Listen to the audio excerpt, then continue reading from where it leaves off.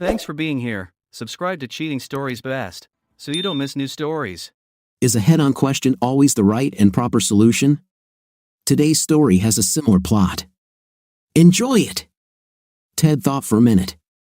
To answer your question, no, I do not represent anyone depicted in your video, and to the best of my knowledge, I have not been approached or hired in any capacity by anyone associated or affiliated in any way with Sutton Real Estate. Okay, thank you. Let me know when you submit the documents, and we will discuss when and where to meet. Sounds like a plan.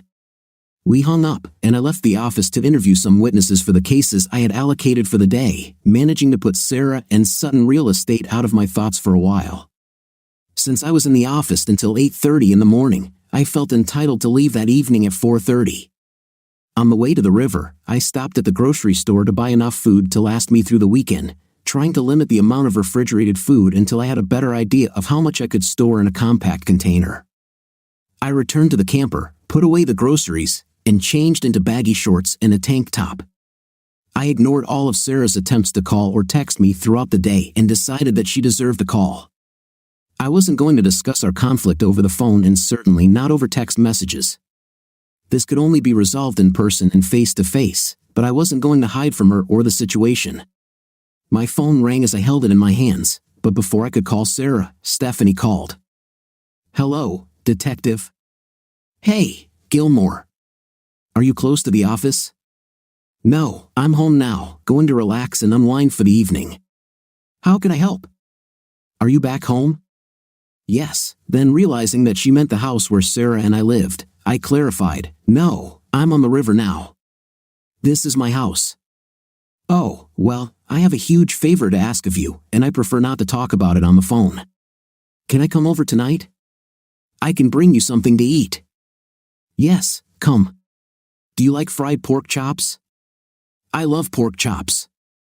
Okay, I'll put another chop in the marinade and see you when you arrive. The gate will be open, just close it behind you. Have you spoken to Sarah? I was about to call her when you called. Okay, part of the request is to not mention the video or my investigation for a couple of days. I won't mention it until we meet and discuss what's on your mind, I agreed. Thanks. See you in an hour or so. We hung up the call, and I pressed Sarah's speed dial number and prepared to wait, but it wasn't necessary. She answered before the first ring ended. Sarah, where are you? You must come home. Sarah, I don't need to be there right now.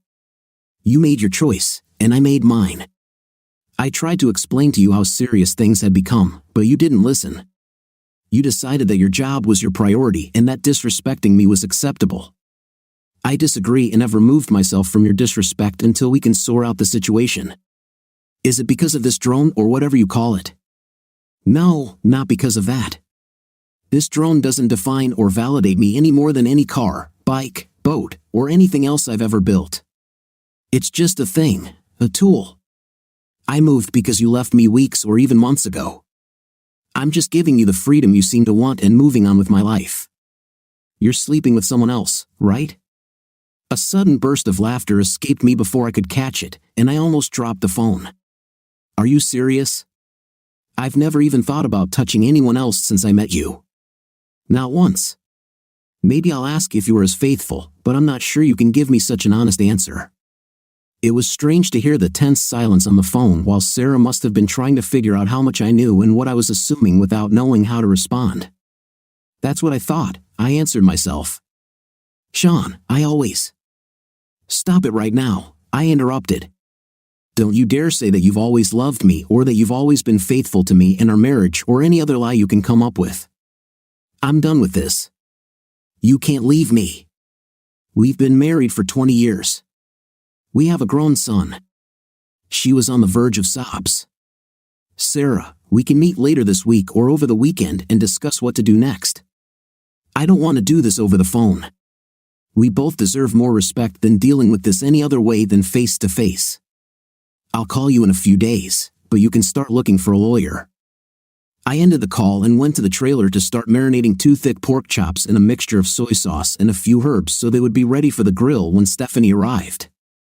Having completed this task, I returned to the folding chair and read another chapter or two of Dan Brown's Origin, the 5th book in the Robert Langdon series, while listening to the water trickle below.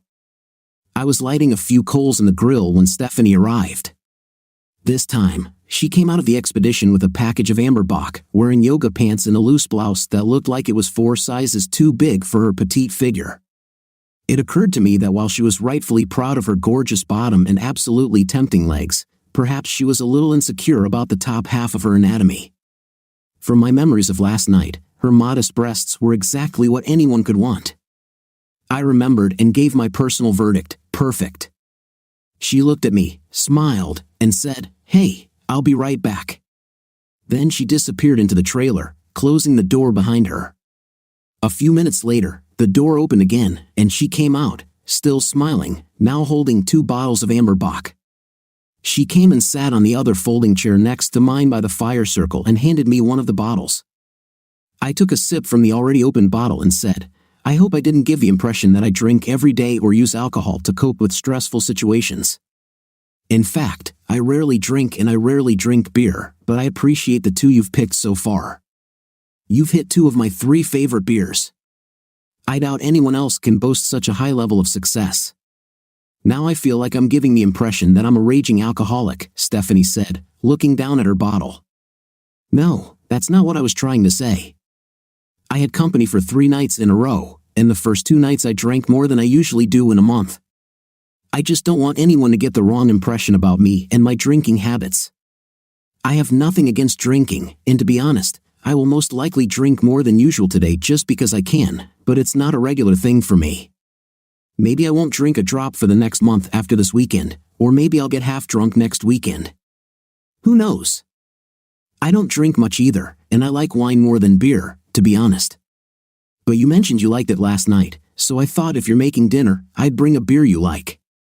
"Are you still going to feed me?" she asked with a slightly sad expression on her face. "Wow, I'm impressed you listened, and the information was important enough for you to remember." "Thank you."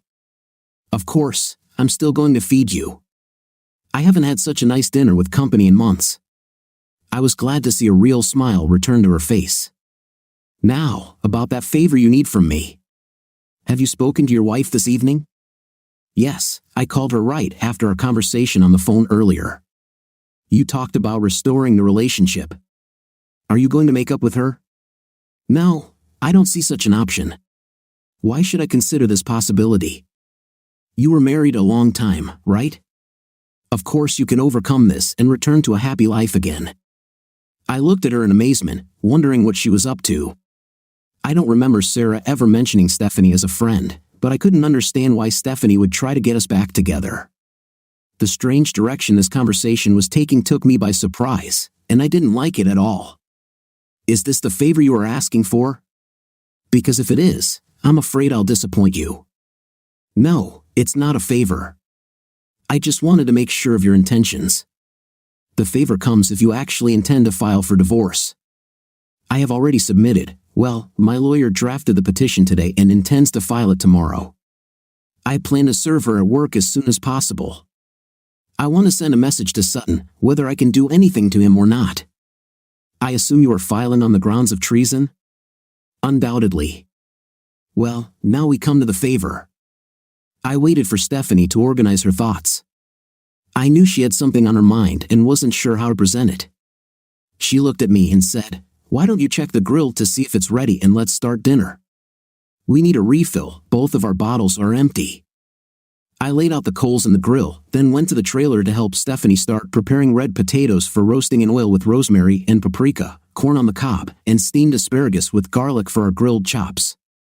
I took the marinated chops outside to start grilling and distributed them as she came out the door again, holding 2 new bottles and handing me one. Finally, she spoke. "I met with the district attorney today, and we've decided to go ahead and bring grand jury charges against all 4 real estate agencies. But we need a video to do that. If you file now and use the video for the divorce, it will reveal evidence early on and give the defendants an idea of what we have on them before we are ready. Well, when their lawyer files a motion to suppress evidence, they'll get everything you've got anyway." "True, but we can set a time frame for when they get what, and that puts us in a little better position. I see. So you are saying that logic dictates that the needs of the many are more important than the needs of the few, or one? Stephanie said with a smile. I couldn't help but laugh. I was impressed that she not only knew the quote but also immediately returned the correct answer. Zadr, she continued to smile for a few seconds, then said, The Wrath of Khan was one of the best Star Trek movies, but the TV series was still better than any of them. And Spock was hot. I shook my head, then stood up to flip the chops on the grill before walking to the edge of the riverbank and looking down at the water flowing past, thinking about what Stephanie had said. She was definitely asking for a big favor. After a few minutes, I turned around and walked back to the trailer. Looks like I'll be drinking a little more than usual today too. Are you ready for the next one? Certainly. I'll drink stout this time. What kind do you want? I'll drink what you drink. Inside, I washed out the 2-pint glasses we'd used the night before and filled them with 2 cans of Guinness. I checked on the potatoes and corn roasting in the oven, then started heating up the asparagus steamer before joining Stephanie outside again. I had started collecting a small pile of wood earlier in the day and started a fire in the circle of rocks between the trailer and the riverbank where our chairs were located. If I file for divorce on the grounds that our marriage is irreparably broken, I will have to wait at least 30 days for it to be approved at the minimum. This allows everyone to leave without having to deal with her betrayal. If I wait for her to be convicted and sentenced for the charges you make, I could wait months, most likely years, to use a conviction based on the charge of moral turpitude. And that's assuming she is convicted at all. You don't have to wait that long. In fact, the DA wants you to wait a week at most. We want to coordinate and simultaneously file search warrants against all 4 agencies to find information to support the allegations. You may be free to file and serve her warrants as early as Friday, but mid-next week is a last resort. Let me think about it before we eat. Fine. We decided to dine inside again. The mosquitoes and flies were still too annoying to deal with. As we tried to enjoy our meal, our conversation remained light and casual. I loved how comfortable we seemed with each other. Basketball, soccer, volleyball, or softball? No, you didn't actually play softball, so that's one of the other 3. Maybe even all 3. I noticed. Are you ruling out softball? She answered, Yeah, I just don't see you playing softball, but you played one of the other 3. What if I told you I was a cheerleader and didn't like all the aggression of team sports? You would lie to me. You preferred team sports. Precisely because of the aggressive competition, and you weren't a cheerleader, she smiled and shook her head. Basketball and soccer. The topic of our conversation changed a few more times before we finished dinner and washed the dishes. After grabbing another bottle from the refrigerator, we went back outside and started a driftwood fire. Okay, I'll call Kilgore tomorrow and tell him to wait until Friday afternoon to file the petition. Then we can serve Sarah the summons next week. This will give you time to execute search warrants before someone has a chance to throw a document destruction party before you get to them. Which brings me to another topic we need to discuss. What is this? You do realize that Ted Kilgore is handling my divorce, right? I realized this a minute ago when you said you would call him tomorrow. I didn't know that he deals with divorces. I thought he only took on criminal cases. It turns out that divorces were his bread and butter early in his career. He hasn't dealt with them personally since he made a name for himself as a criminal defense lawyer about 10 years ago. He's the first person I showed the video to, and he recognized the 2 men on the boat with Sarah. They are both members of the same country club as him. This was before I became aware of the existing investigation, of course. The problem is that he needs to know what's going on as far as Sarah and I are concerned. He assured me that I'm his main client and that he has no protective relationship with anyone in the video or associated with the Sutton agency. But I do not know who else is the target of your investigation, so I cannot be sure that he has no connection with them. I believe he is ethical enough not to jeopardize your business, but it is not my place to risk your success. I just want you to know about his involvement. Yes, that adds another consideration for us. I'll have to discuss this with the DA. I don't want to know when you decide to execute the search warrants, and given my connection, I don't think it would be a good idea for me to be associated with the investigation any more than I already am. It's okay. I agree. After a while, our conversation died down, and soon we were just sitting, listening to the tree frogs, cicadas, and noisy nightjars, lulled to sleep by the peaceful night. It's getting late. You can stay again if you want. Are you going to be a scout again? I looked at her, hoping she would understand what I wanted to say. Stephanie, I don't have much to offer anyone other than my word. Despite everything Sarah did to break our marriage vows, I still made the promise. At least until the paperwork is filed and she is notified and responds, I must respect my oath. If I don't do this, then I'm no better than any traitor, and even my word won't be worth the air it takes to utter it. I'm extremely flattered that you seem interested at all, and I assure you that you are so attractive that it took all my willpower not to drag you into the bedroom when you arrived this afternoon. I am very grateful for your company and honestly hope that we can spend many more evenings here together in the future, in the very near future, in fact. But yes, I will be a scout again tonight. In fact, I'll be such a scout that if you stay, you'll sleep in the bedroom and I'll be on the fold-out table bed. I finished with a smile. She looked a little disappointed, but when she spoke, there was still a happy note in her voice. I hope you have another Pink Floyd t-shirt. I left your other one at home. I'm sure I can find something for you. I made sure that the fire was extinguished and the coals were distributed in a stone ring so that no spark could escape during the night. Then I folded the chairs, placing them back on the table under the cover, and we went inside to get ready for bed. What makes you think I wasn't a cheerleader? You were not, but it doesn't matter. Why are you so sure that I wasn't? You're happy to show off your gorgeous fifth place in legs and shorts or yoga pants, but you keep wearing baggy, oversized tops. I've never known a cheerleader who didn't take every opportunity to show off her breasts. And by the way, you're wearing my Pink Floyd t-shirt. I was glad to see the smile hiding her blush as she looked down at her hands.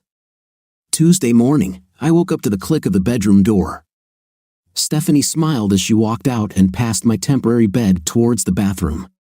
A few minutes later, she came out of the bathroom and stood next to my temporary bed, this time wearing my vintage black Led Zeppelin 1975 tour t-shirt with a brightly colored logo on the front. It's your turn to cook breakfast, she grinned, then disappeared back through the bedroom door. Her idea sounded appealing, so I got out of bed and put on my baggy gym shorts. I turned the oven on to preheat and laid out a few strips of bacon on a wire rack in a baking sheet. I then did my morning routine in the bathroom while the oven preheated. When I came out of the bathroom, Stephanie was standing at the sink, cracking eggs into a bowl. What did they say about too many cooks in the kitchen? I know, but you're taking too long, she said with a smile. After we finished breakfast and put away the kitchen and dining supplies, she asked if I was still going to put off filing for divorce. Yeah, I'll call Ted when I get to the office. I'll probably meet Sarah after work tonight. I need to put this behind me as soon as possible. Maybe I'll have enough time to go out to the barn and see what it takes to turn it into a decent workshop. Are you thinking of staying here for a while? Yes, I said. I think so. I like it here. Hunter said he'd consider selling if I wanted to stay. Maybe I should talk to him about the price. I think this suits you, she said as she wiped the table with a damp towel. I smiled back at her and put the remaining dishes in the closet. I don't know what I'll be like tonight after talking to Sarah. Stephanie put the towel on the table and sat down in the booth. I hope I didn't give the wrong impression. I'm not looking for a relationship. I like to have fun, and I don't deal very well with responding to someone or being jealous. Honestly, you're so focused on the right things that I just have fun pushing your buttons. I appreciate that you stick to your standards.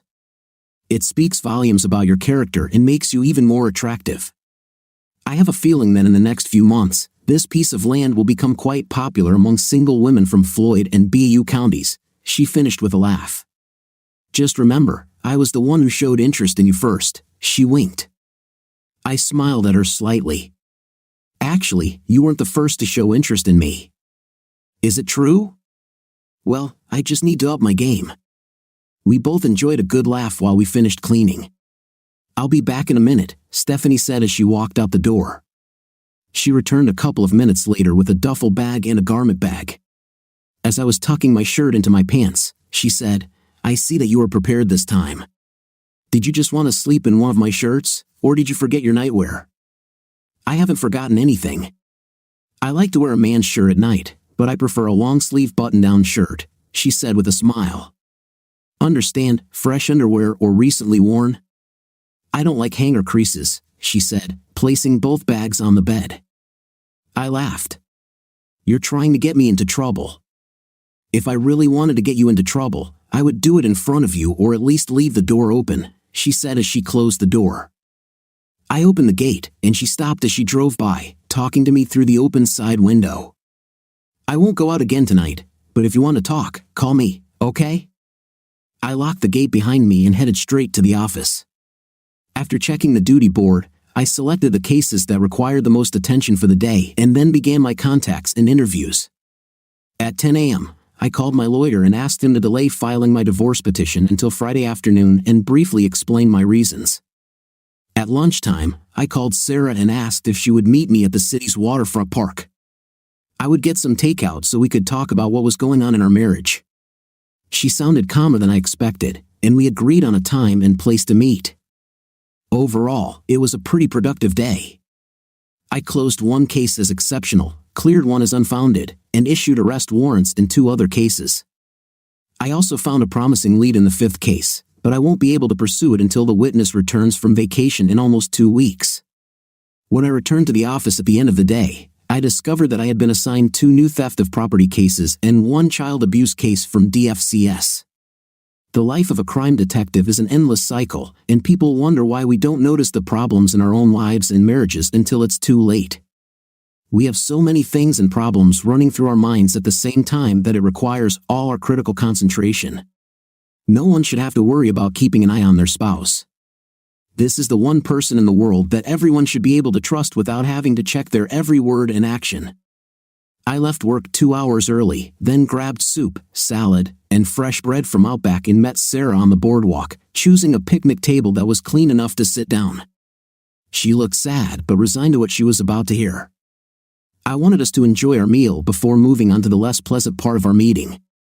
However, neither of us had much of an appetite. Our conversations were limited to general phrases of 2 or 3 words, neither of us wanting to go deeper than seemed necessary. As I watched Sarah idly stir her soup, I closed the lid on my half-full bowl and put it back in the food bag.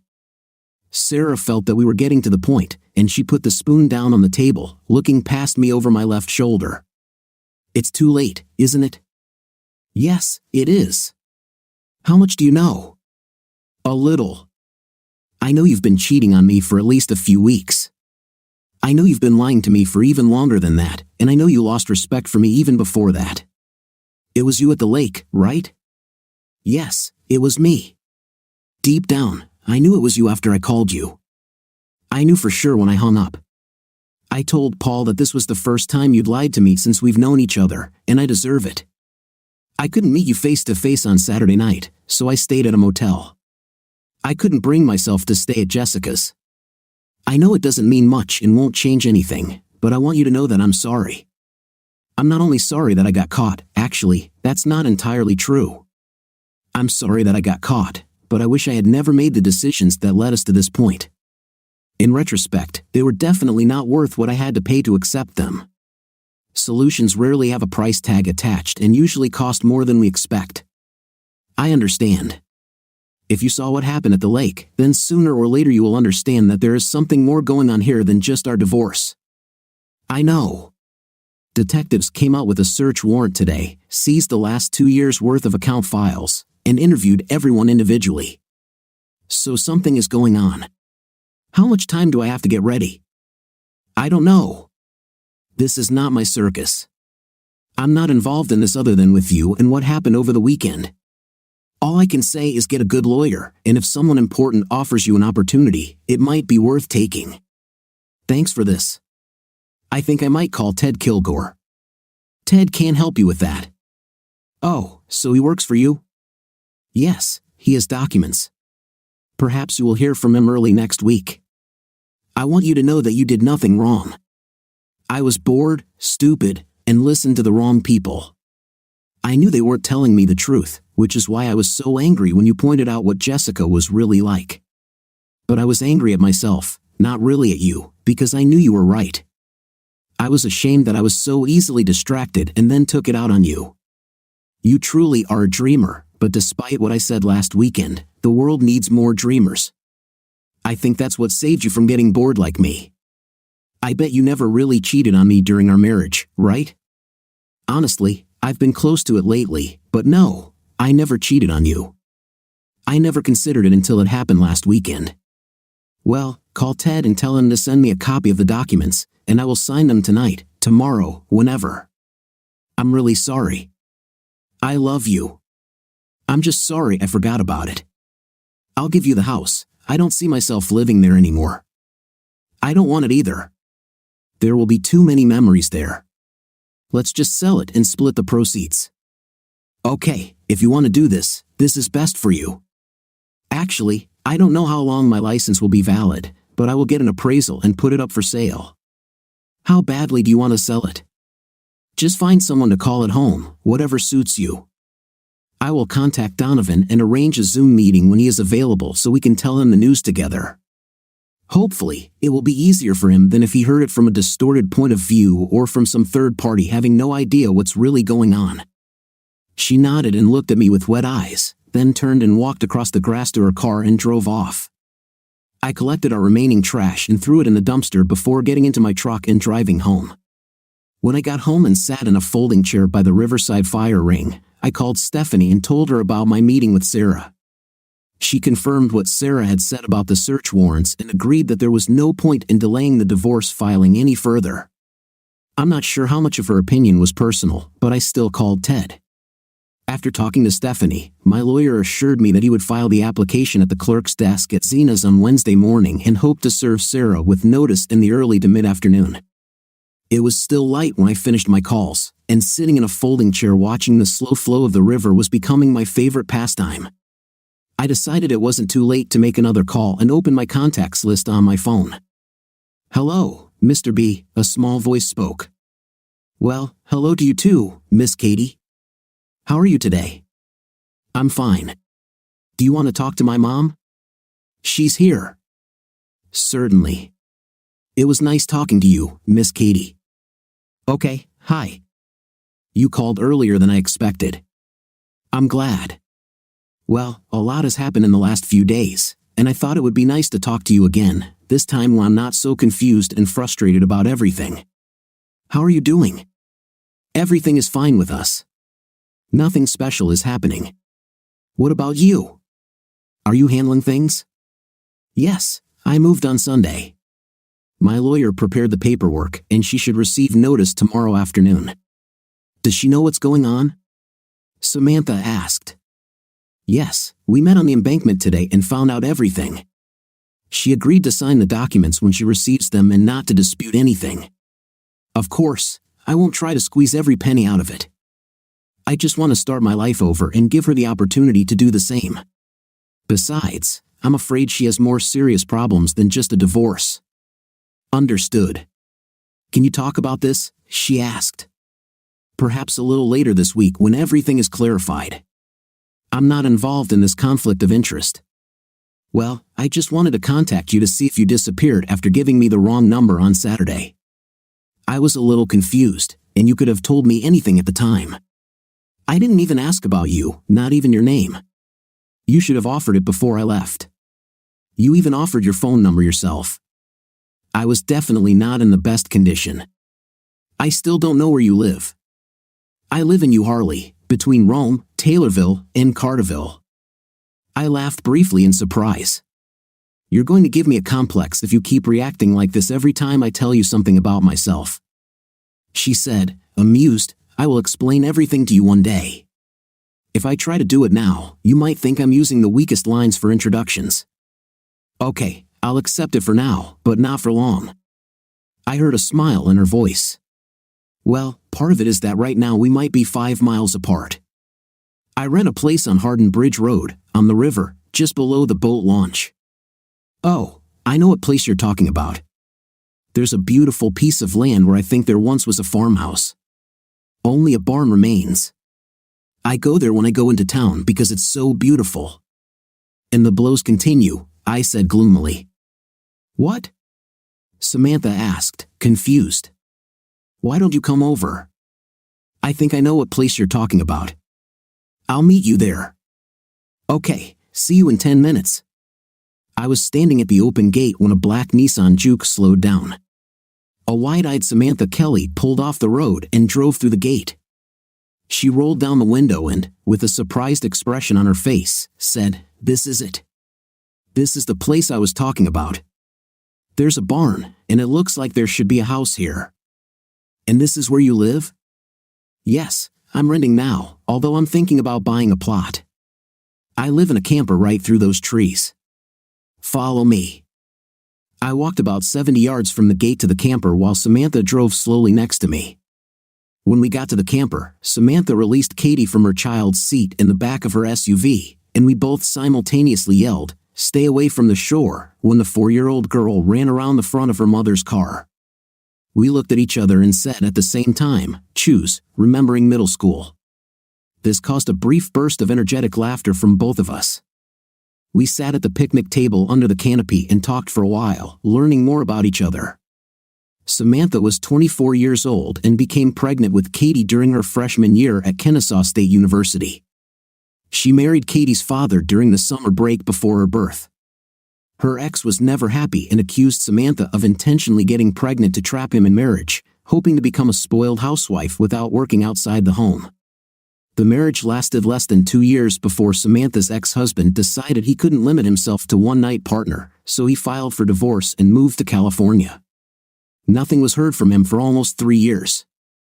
Samantha and Katie moved in with her parents at their home in Uharli so she could finish her undergraduate degree. She's now a nurse at Children's Healthcare of Atlanta in Kennesaw and still lives in the basement apartment her parents set up for her and Katie. We watched Katie throw rocks and sticks into the river, singing songs only she had ever heard. "Have you eaten yet?" I asked. "No, I'll have to go soon and feed Katie." "How about we make hamburgers or hot dogs? It's still early enough that we can eat quickly, and then you'll have plenty of time to take her home and put her to bed." "Katie, would you like a hot dog?" Samantha asked her daughter. "Yes, yes, yes." Katie jumped for joy in front of us. "If everyone wants hot dogs, we can cook them on sticks over the fire, and then maybe we can roast marshmallows after dinner," I suggested to Samantha. "That suits me," she answered. I used the partially burnt wood already in the stone ring to start a new fire, and soon we had a steady bed of coals ready for cooking. Samantha, Katie, and I worked together to prepare sausages, buns, condiments, a bag of potato chips, and tea and took them to the picnic table outside. I showed Katie how to hold the sausage over hot coals, away from open flames, so that it would cook perfectly. As we ate, it became clear that Katie was on her last legs and was getting tired quickly. "You'll have to save the roasted marshmallows for next time," I said. Katie was fast asleep in her car seat behind Samantha's front passenger seat before we even reached the gate. I said goodbye to Samantha through her car window, then locked the gate after she drove through and walked back to the camper. I cleaned up the mess we left behind, made sure the fire ring was secure again, and went into the trailer to shower and get ready for bed. When I woke up Wednesday morning, I couldn't shake the feeling that something was missing. I didn't realize how valuable thoughtful communication could be. Yes, I was married for over 20 years, but now I realize that over the past few months, maybe even years, our relationship was more like a dorm where we just tolerated each other rather than a mature marriage.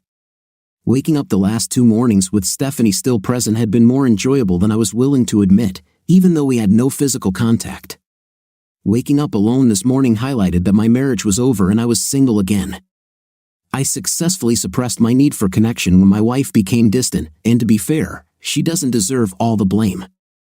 I stopped paying attention to Sarah a while ago. As I said earlier, my marriage had become comfortable and routine, like an old, familiar, worn-in leather jacket that you take for granted and tend to forget needs occasional treatment with saddle soap to prevent it from cracking and deteriorating. Basically, I failed to maintain my relationship with Sarah, and as a result, I allowed cracks to appear. Eventually, those cracks widened, and it fell apart. This does not justify Sarah's betrayal, especially in such a short period of time. I never thought about cheating on her, so I know it wasn't an inevitable choice for her. I texted Ted and asked him to call me as soon as the divorce petition was filed and ready to be served. Then I headed to the office to start my day. At the office, I checked my normal daily procedures, reviewing the duty board for any special or unusual activities planned for the day, logging into the computer system to see what the patrol unit had reported for the last day, looking for names or addresses that might be associated with any of my open cases, reports of thefts, suspicious persons, or unusual occurrences in areas where I have active theft or robbery cases. I also checked the backgrounds of everyone mentioned in the new cases I was assigned on Tuesday afternoon and began keeping activity logs on these new cases. Before leaving the office, I called the DFCS office and made an appointment with the child abuse caseworker I had been assigned the day before to discuss the case. Around 9:30, as I was parking at the DFCS building, my phone rang and Ted's name appeared on the screen. "Hey buddy, did everything go well?" I asked. "Yes, the application has been filed with the clerk of the court. Your divorce has officially begun. I assumed you had something in mind about giving it to Sarah, so I haven't given a copy of it to the sheriff's department yet. After talking to her yesterday, I think she has accepted the inevitable and is not going to fight for anything. She said she would sign everything we asked, and if she's willing to do that, I don't see the point in rubbing salt in the wound. Let me call her and see if she'll agree to meet somewhere and get them, or I can give them to your lawyer so he or she can look at them and advise you before signing." "Sounds good to me," he replied. After meeting Mickey Ramsey, a plump blonde with whom I had worked on several DFCS cases in the past, and discussing the case she had referred to Sid, I called Sarah. "Hey Sean, are the documents ready?" she asked. "Yes, Ted has them. Whatever time and place will be most convenient for you, I will convey them to you, or I can give them to your lawyer so he or she can look at them and advise you before signing. I didn't hire a lawyer. You've always been fair in everything you did, even with the people you investigated. I don't think you've changed enough to set me up. I assume you're proposing to split everything equally. Donovan is already an adult, so there is no child support. Yes, sell the house, divide the proceeds equally, pay off all our debts, and divide the remaining assets equally. We each keep our cars and pensions. This is the fairest solution I can think of, but if you don't have a lawyer to check it out, you still just trust my word," I told her. "I know, but I've always been a better judge of character than you." "Well, he has the paperwork, and I told him to wait to give it to you at work. Call him. Do you have his number?" "I think so." "Yes, I'll sign them today, and we can both move on to the next chapter." "Thank you," I said and hung up. Then I selected another contact to call. "Hey Gilmore, is the camper okay?" "Yes, Dave, everything is fine. In fact, that's why I'm calling. Are you serious about selling me a plot? Do you want the whole 37 acres? 37 acres? Looking around, I wouldn't think it was more than 3 acres. There's a little over 4 acres of riverbank and another 33 acres on the other side of the road." "Wow, this might be more than I can handle," I answered disappointedly. "Let me ask you a question. Are you going to live there, or are you looking at it as an investment that you plan to resell?" "Actually, I like everything here more and would like to build a house to live here, but I don't know what to do with so much land. I'll tell you what. Why don't we meet this evening, catch a couple of catfish from the shore, and discuss it over a fish fry? I can be there around 6 p.m. "That suits me. I'll buy cornmeal and chicken livers," I said. I was able to close another burglary case after returning several stolen items to the owner and obtaining arrest warrants for the suspect.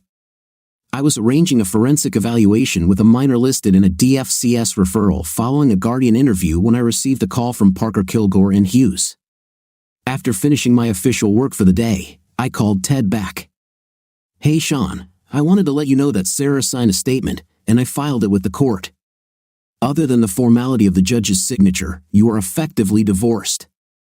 "Wow, it's that simple?" "Right, it seems like the marriage would be important enough that it would take more to dissolve it. Marriages are not the institutions they used to be. Now they are just a convenience or an inconvenience. I guess it depends on your point of view. Send me the bill, and I'll pay. My secretary will mail the bill. Thank you.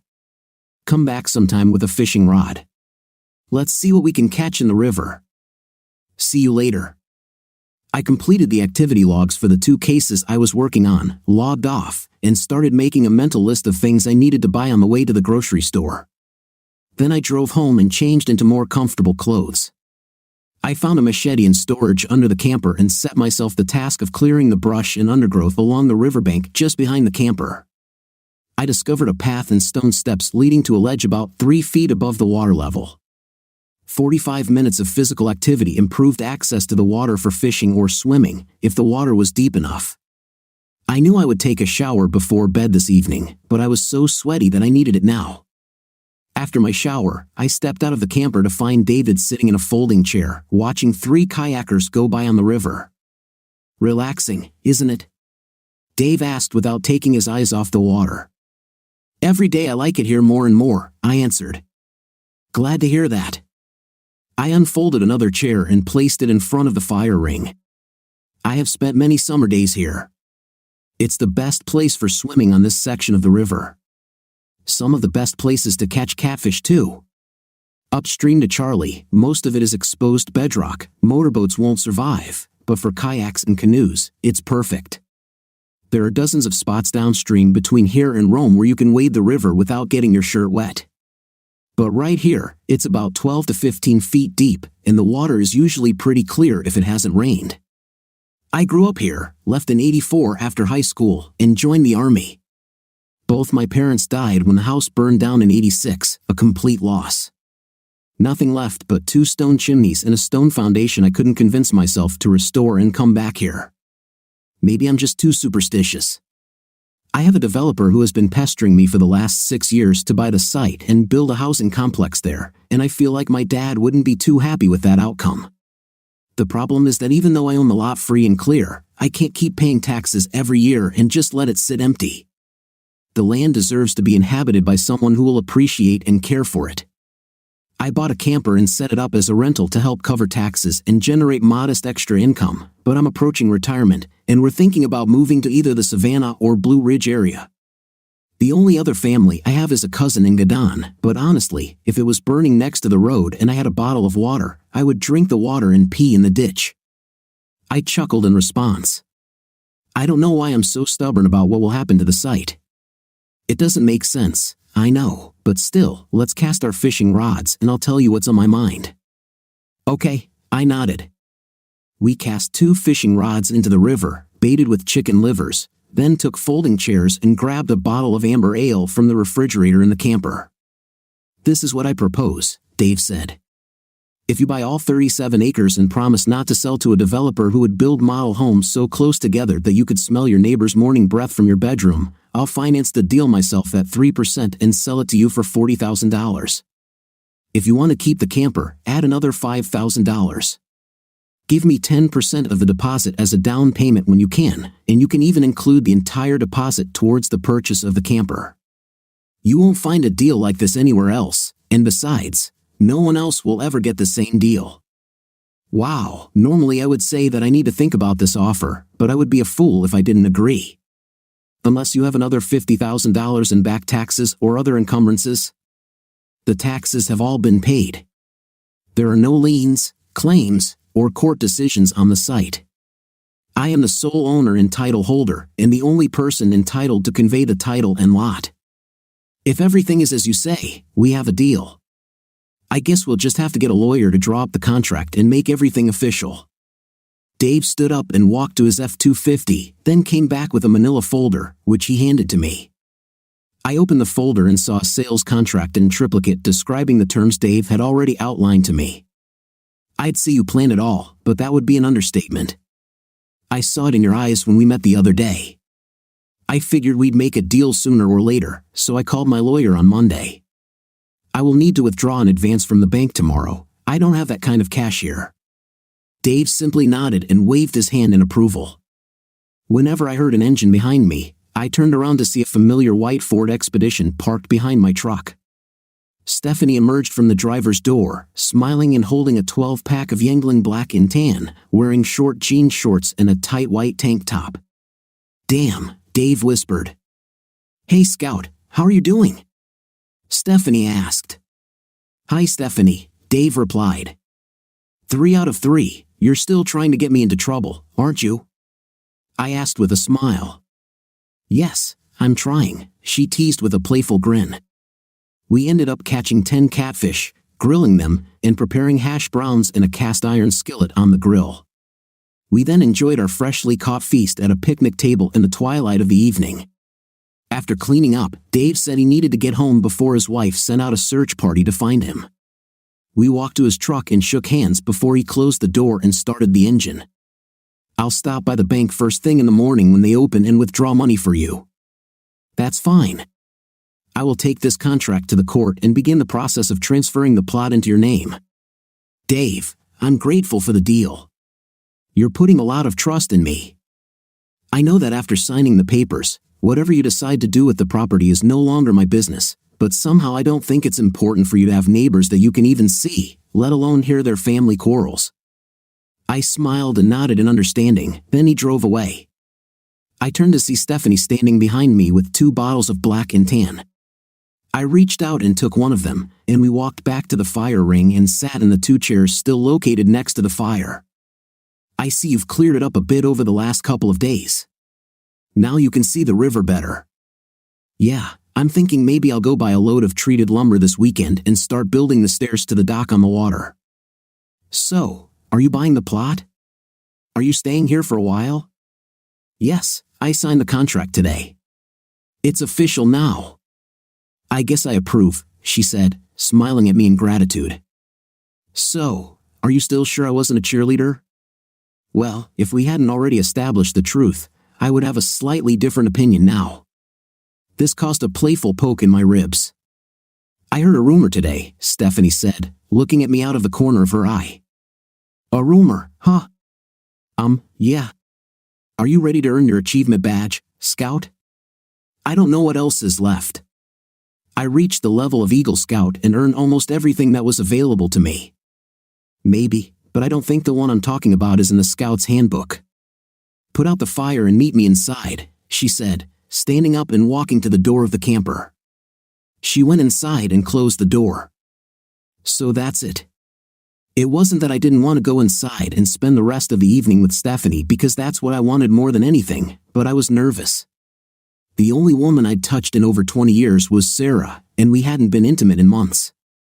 So I did what any self-respecting Eagle Scout would do. I put out the fire and made sure it wouldn't flare up overnight before joining Stephanie in the camper. I undressed just outside the door, then went into the bathroom and took a shower. I noticed a bottle of shampoo and conditioner on the sink, which I assumed Stephanie had brought, but I didn't remember seeing her bring anything else from her truck that evening.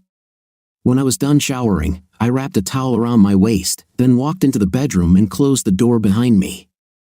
Stephanie lay in my bed, covered with a sheet and blanket just above her waist, leaving her modest breasts uncovered. She had no way of knowing that one of the most erotic images for me was a woman's hair swirling around her head and covering a pillow, but she achieved the effect seemingly effortlessly. I lifted the coverlet on the free side of the bed and slid under it, dropping the towel to the floor. I turned onto my left side and slid my left hand under her neck and head. We were in no hurry, but we were far from relaxed. The friendly tension that had been building between us finally turned into smoldering passion. We had a night, and she snuggled up to my left side again, resting her head on my left shoulder and allowing me to lightly stroke her back with my left hand. We lay there for several minutes before she spoke. I have to admit, it was worth it. I hope you don't still feel too guilty. A little. I know I shouldn't, but it's not something that can change overnight. I understand. For me, it lasted 6 years, which looking back is about 5.5 years longer than it should have been. Suspecting that perhaps she needed to share her experience with someone, and since everyone knows that misery loves company, I was probably the most suitable person for her to open up to. I didn't know if she had ever told anyone what she was about to tell me, but I listened without interrupting. Brent was the typical jock, arrogant, narcissistic, and controlling. At school, he was a hero. Everyone knew, respected, and admired him, not only students but also teachers and parents. We graduated from high school holding hands and went to college together, where the cracks began to show. He didn't get the football scholarship he always counted on and didn't even make the reserve team. He was so angry that he refused to ever wear red and black again. Stephanie laughed lightly at the memory. It seems that when he went from the small pond at home to the ocean of the university, he was no longer such a big fish, and it was eating him up from the inside. He said he wanted to postpone our wedding date, not waiting until the end of his studies. I knew he was unhappy at school and thought it might help him regain his confidence, so we got married over winter break before the spring semester started. Everything went well for a while. We finished our first year, and I suggested taking summer courses so we could finish our studies faster. But he insisted he needed some time off. We both worked part-time, and I got a paid summer internship with the sheriff's department, which was helpful for my criminal justice major. About a month before the start of the fall semester, Brent came home to our rented apartment and said he had gotten a full-time job at the brewery. When I reminded him that classes were starting soon and asked if he could juggle them with his new job, he said it might be best to take a semester off to earn enough money from the new job and strengthen our finances before returning to school. I then realized that he would never return to university classes. It wasn't that bad, though. He worked at the brewery and made a pretty decent salary, especially when he started bartending on brewery tours and sometimes on the weekends.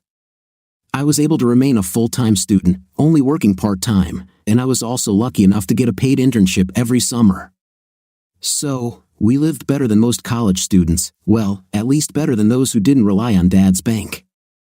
Looking back, I'm sure he was already sleeping with anyone who was willing to bend over or spread their legs for him, and he drank every day. I don't think he's gone to bed sober twice since he started working there. I continued to lightly scratch her back with my left hand and stroke the back of her left hand with the fingertips of my right hand, allowing her to continue remembering. After I graduated, he tried to get me to work at the brewery with him, but I told him I got my degree in criminal justice because I wanted to work in law enforcement. He didn't like it. Law enforcement was a man's job, and it wasn't what his wife should be doing. I knew he had a controlling personality, but I didn't know, and wouldn't find out for almost 2 years, that he was selling substances through the brewery. Obviously, he'd been doing it almost as long as he'd been working there, and he certainly didn't want his police officer wife threatening his enterprise. I felt her turn her head, so I turned too to look into her eyes as she continued. So I know very well what it's like to ask yourself questions like, how could I not see the clues? How could I not notice this? I nodded at her, and she returned to the more comfortable position she had occupied a moment ago. Despite the growing controversy, I got a job in the same department where I interned and loved it. I did well and was promoted several times in the 2 years I worked there. The arguments intensified, we quarreled, and they fought physically. We ended up having that last fight where he punched me in the face.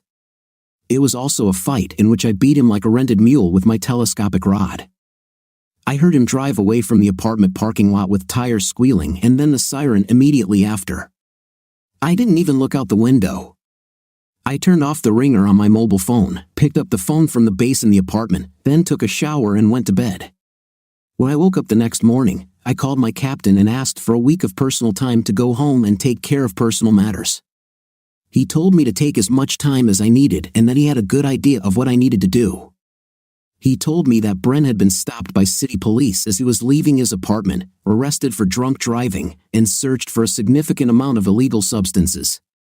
My world fell apart, and I immediately feared I would lose my job and post-certification and everything I had worked for. But my captain assured me that I had nothing to fear. So I went home and stayed with my mom for a week. We discussed my options and talked about stupid things when I couldn't think about Brent. I spoke with the attorney who initiated the divorce proceedings and received a copy of the petition to take with me. I asked one of the civil service deputies to do me a favor and give Brent the divorce notice in jail when he was able to collect the deposit. Brent must have decided that he was better off not seeing me, so he stayed away from the apartment while I was there. I came home from work one day to find that all of his personal belongings were gone, as well as the furniture in the living room. He didn't leave me a TV or a computer. I honestly thought it was a small price to pay to get rid of him. She turned onto her back, and I lay on my left side, folding the pillow in half to elevate my head, which allowed me to observe her face more comfortably. I started stroking her belly with my fingers as she continued talking. I lasted almost 6 more months before the whispers and glances of suspicion became too obvious to ignore. The general consensus was that I couldn't live with Brent for so long and not know about his trade, and that I must have been involved too, just somehow avoiding charges along with him. There were rumors about how it was a success. During one of my trips home to visit my mother, I applied to the city police department and was invited for an interview the next day. When I explained my circumstances, I saw the same look of doubt on the lieutenant's face, and suddenly I wasn't so confident anymore. I told him he should call my captain at the sheriff's department and talk to him. The following week, I received a call at my apartment asking when I would be able to take the psychological and physical exams.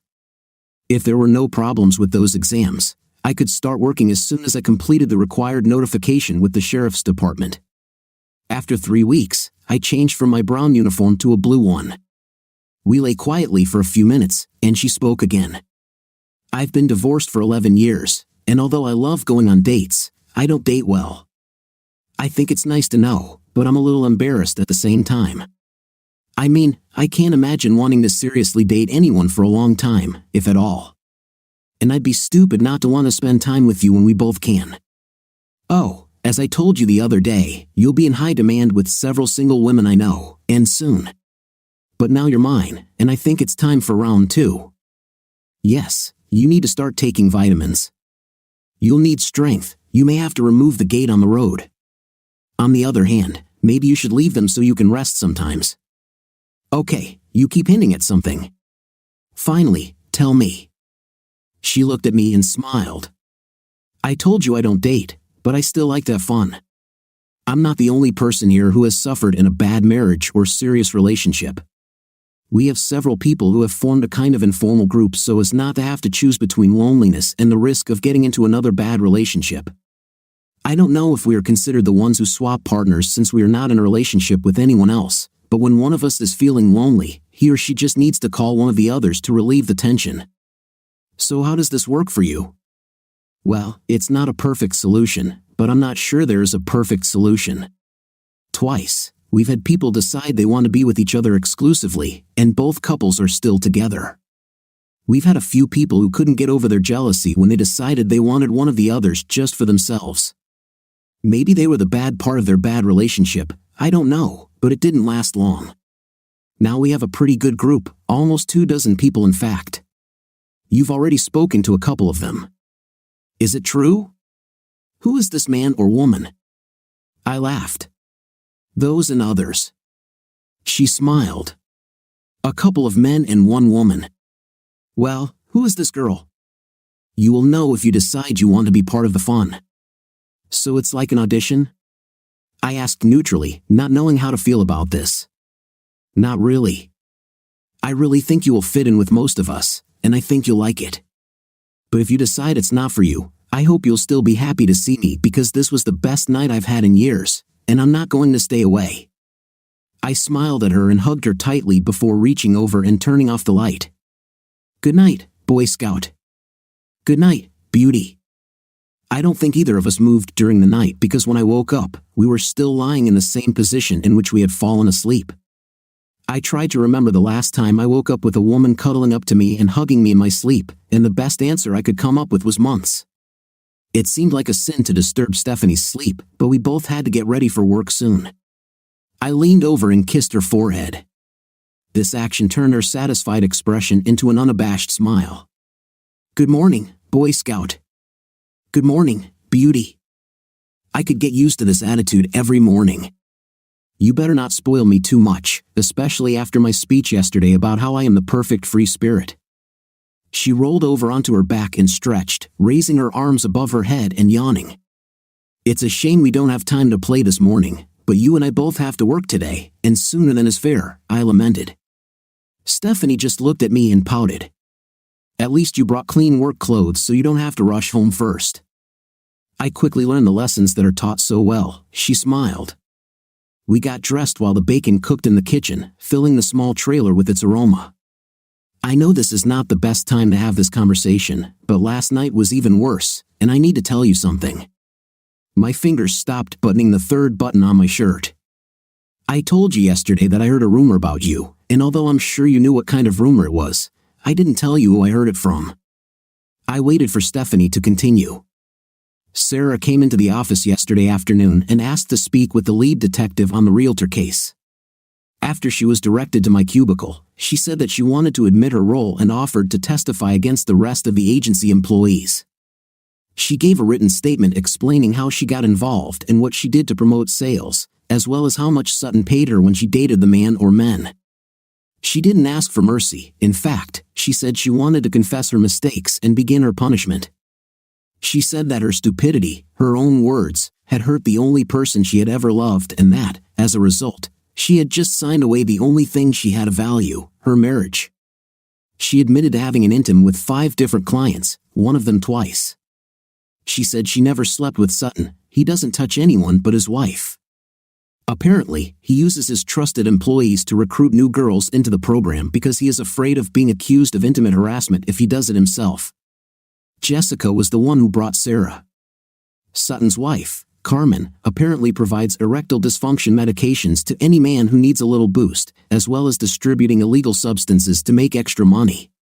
Other girls are not trusted with medicine. I spoke with the prosecutor before leaving the office. We're going to meet today and discuss our options. I'm telling you this because I need to know what you want to do with Sarah. What do you mean? I have nothing to do with your investigation. No, but still, you were ruthlessly dragged into this situation. She lied to you, betrayed you, and you will not forget what happened. I think anyone would understand if you wanted to see her broken and burning in a ditch, without mercy from anyone. No, that's not my style. I don't enjoy her pain. I don't gain anything from destroying her. It won't fix what happened. Do what will help your case the most. Don't worry about me. Look at this place, I'm already on the road to healing. Every day since I moved here has been better than the last. I'm afraid to see what tomorrow will bring, more afraid that if I blink everything will disappear and I'll wake up again in my old house. Well, what we've discussed with the court is that, in exchange for her testimony and guilty plea to 6 night trafficking charges, the prosecutor is recommending that Sarah be given 12 months in prison and a fine of $11,000, to be served concurrently. Since she has no criminal history, the prosecutor recommends that she be allowed to serve 12 months of probation and that half of the fine be suspended.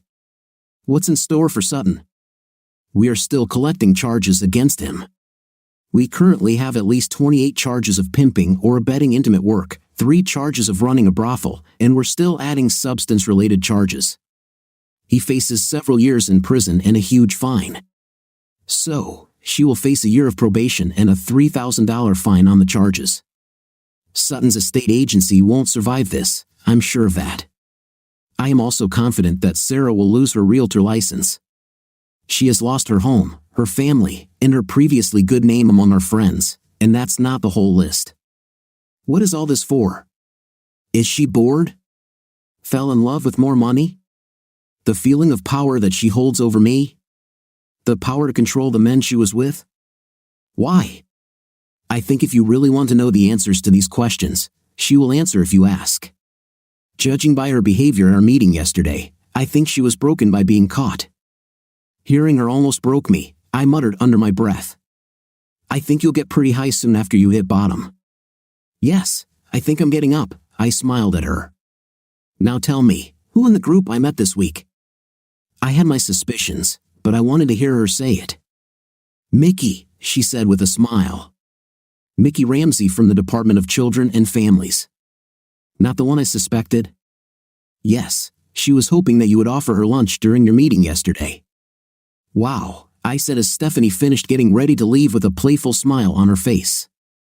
I'll call you this afternoon to let you know what's going on with the prosecutor's case. After finishing getting dressed and having a quick breakfast, we headed out to face the day. See you later, Boy Scout. I think I've outgrown that nickname, don't I? I may be, but I still like it when you call me beautiful, she said with a smile I was beginning to look forward to.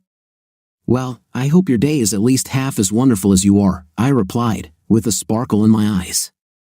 She leaned over and kissed my cheek, then turned. I followed her to the door. What do you think of our final installment of the story? It seems to me that when the husband asked his wife if she was faithful to him, the answer was clear from her movements. What's your opinion? Write in the comments. Until new videos.